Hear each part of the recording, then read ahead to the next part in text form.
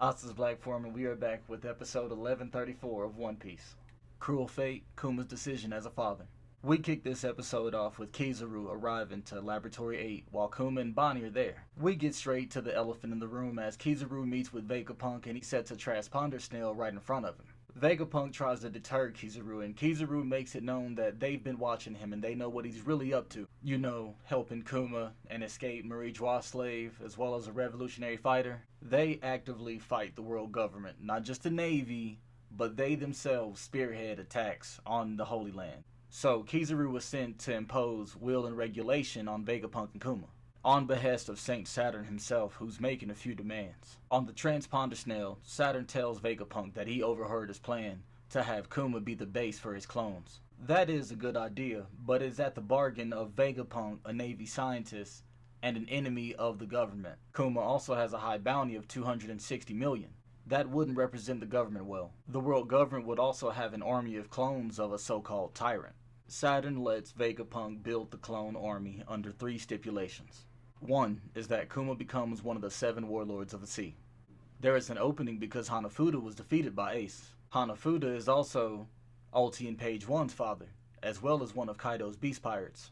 Like Jack, King, Queen, and Doflamingo being Joker, who all represent suits of cards, Hanafuda is also a Japanese card game.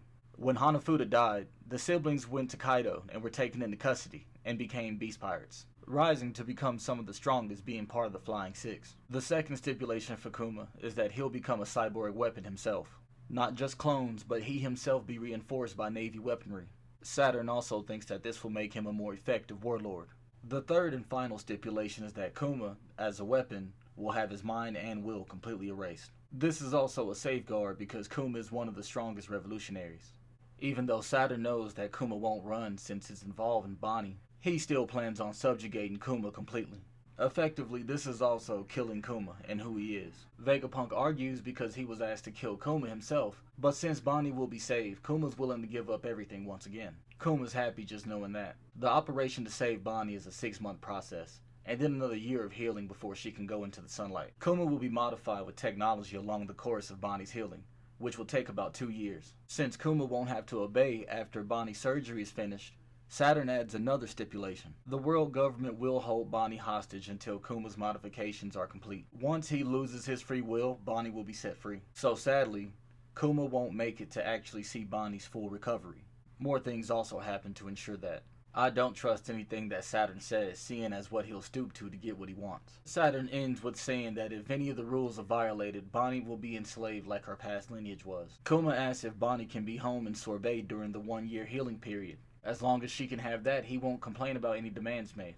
Outside the operating room that we've been in, Bonnie is playing with Sentomaru, who's been watching her. We tell her the good news that she'll be healed, and we get a little more acquainted with Sentomaru. We get to see what life's like with Vegapunk throughout the 6 months of Bonnie's surgeries. Bonnie's terrorizing Sentomaru every day, and Kuma goes through his modifications. One day, Bonnie draws Kuma a picture that says Dad, and he says that he'll treasure it.